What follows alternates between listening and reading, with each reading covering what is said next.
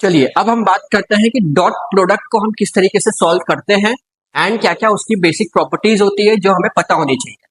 तो dot product जो होता है, हमने यहाँ लिखा हेडिंग में डॉट प्रोडक्ट, एंड जो डॉट प्रोडक्ट होता है उसे ही हम बोलते हैं स्केलर प्रोडक्ट। तो हमने यहाँ पे लिख लिया डॉट प्रोडक्ट और स्केलर प्रोडक्ट। अब अगर हम देखें तो सबसे पहले हमारे पास में पहली चीज तो ये पता होनी चाहिए कि vector A dot vector B को हम लिख सकते हैं मैग्नीट्यूड ए मैग्नीट्यूड बी कॉस थीटा। ये ए डॉट बी का एक बेसिक फॉर्मूला है that A dot B is A B cos theta. ये दोनों मैग्नीट्यूड्स होते हैं, ये डॉट प्रोडक्ट होता है। मैं बताऊंगा डॉट प्रोडक्ट कैसे सॉल्व करते हैं, मैग्नीट्यूड निकालना हम सीख चुके हैं। तो आपको इसके ऊपर बेस कुछ चीजें आ सकती है, जैसे find angle between two vectors, angle between two vectors A and B. अगर हमारे पास दो वेक्टर्स दिए हैं, vector A and vector B, उनके बीच में एंगल निकालना है तो वो यहीं से निकलेगा। कैसे? Cos theta is equal to A dot B, मतलब ये निकालना है ना, तो ये एज इट इज और ये नीचे अपॉन में आ जाएगा, तो अपॉन मैग्नीट्यूड ए मैग्नीट्यूड बी। दूसरी चीज आपको पता एक और होनी चाहिए, that is if vector A is perpendicular to vector B then दोनों वेक्टर्स का जो डॉट प्रोडक्ट होता है वो कितना होता है? 0 होता है। ये आपको पता होना चाहिए। इसके अलावा आपको एक और चीज पता होनी चाहिए कि वेक्टर्स की एप्लीकेशन क्या क्या है, कहाँ कहाँ पे हम, मतलब क्वेश्चन में अगर कोई वर्ड प्रॉब्लम आती है, जैसे वर्क डन दिया है, डिस्टेंस दिया है, या फिर अगर आपको पावर दी है, वेलोसिटी दी है, तो आपको कई बार कंफ्यूजन होता है कि इसका हमें करना क्या है, राइट? तब हम उसमें डॉट प्रोडक्ट या क्रॉस प्रोडक्ट का यूज करते हैं। तो आपको पता होना चाहिए कि डॉट प्रोडक्ट की एप्लीकेशन क्या क्या है।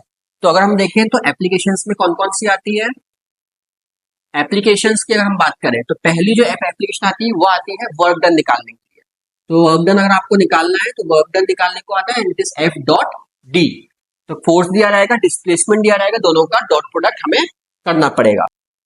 इसी तरीके से एक और एप्लीकेशन यूज होती है क्या फाइंड करने के लिए? पावर फाइंड करने के लिए। पावर फाइंड करने के लिए जो हम लोग के पास में फॉर्मूला होता है that is power is equal to F dot V, मतलब फोर्स इनटू वेलोसिटी होता है, बट एक्चुअली क्या होता है? डॉट प्रोडक्ट होता है, because power is a scalar quantity. इसलिए जब डॉट प्रोडक्ट करेंगे तो you will get scalar quantity. इसके अलावा कुछ प्रॉपर्टीज और होती है जो आपको पता होनी चाहिए, जैसे I dot I, J dot J, के डॉट के, ये 1 होता है, i dot j, j dot k dot i, ये सब 0 होता है। So these are the basic properties and applications जो कि हमें डॉट प्रोडक्ट में पता होनी चाहिए। अब मैं दो वेक्टर्स ले रहा हूं, vector A and vector b, और हम देखते हैं वन बाय वन क्या क्या चीजें कैलकुलेट करने के लिए आ सकती है। सपोज एक क्वेश्चन है, हमारे पास वेक्टर ए दिया है 2i cap plus J cap minus K cap, vector B दिया है 5i cap minus J cap minus 3k cap. आपको बोला है इन दोनों वेक्टर के बीच में एंगल फाइंड करना है। ठीक है, सबसे पहला काम जो आपको आना चाहिए इस स्टेप में, ए डॉट बी कैसे निकालते हैं। तो ए डॉट बी निकालने का तरीका क्या होता है? 2i cap plus J cap minus K cap, ये एक साथ, dot vector B 5i cap minus J cap minus 3k cap. अब हम इसका डॉट प्रोडक्ट निकालते हैं, तो ध्यान से देखिएगा कि इसका डॉट प्रोडक्ट कैसे निकलेगा।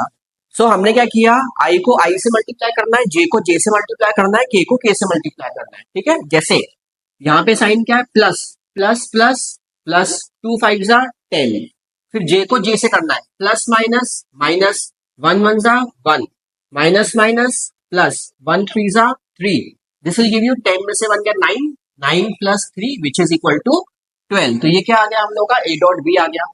अब क्वेश्चन में ये बोला है कि find the angle between these two vectors, तो ए डॉट बी तो हमें निकालना ही पड़ेगा। दो वेक्टर का ए डॉट बी हम इस तरीके से निकालते हैं, मतलब आई को आई से मल्टीप्लाई, जे को जे से मल्टीप्लाई और के को के से मल्टीप्लाई। अब कॉस थीटा निकालना है, तो कॉस थीटा मतलब एंगल निकालना है, एंड कॉस थीटा का जो फॉर्मूला है देखिए क्या था, a dot b upon magnitude A magnitude b. तो अब हम ए डॉट बी तो निकाल चुके हैं, कितना आया था? 12 आया था, तो हमने यहाँ पे लिख दिया 12। अब ए और बी के मैग्नीट्यूड चाहिए, और मैग्नीट्यूड हमने इसके पहले वाली वीडियो में देखा था कैसे निकलता है, under root A square plus B square plus C square, मतलब 2 का स्क्वायर 4, 1 का स्क्वायर 1, 1 का स्क्वायर 1, एंड अंडर रूट इसके भी स्क्वायर आएंगे, 5 का स्क्वायर 25, 1 का स्क्वायर 1, 3 का square 9। So this will give you 12 upon 4 5 6 root 6, and root ये हो जाएगा आपका रूट 35। या आपका क्या? Cos theta. तो theta can be written as cos inverse 12 upon root 6 root 35।